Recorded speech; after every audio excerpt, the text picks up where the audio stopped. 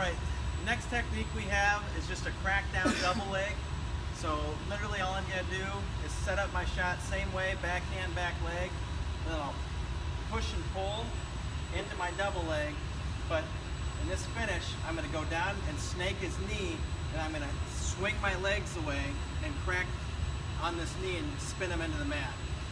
All right, so in this technique, I'm here, collar tie, tricep, I'm gonna get my push-pull position, and as I'm moving him around, and get in position, I'm gonna pull, I'm in, this is the hand, it's going to snake this leg, and then my legs are gonna disappear and swing this way.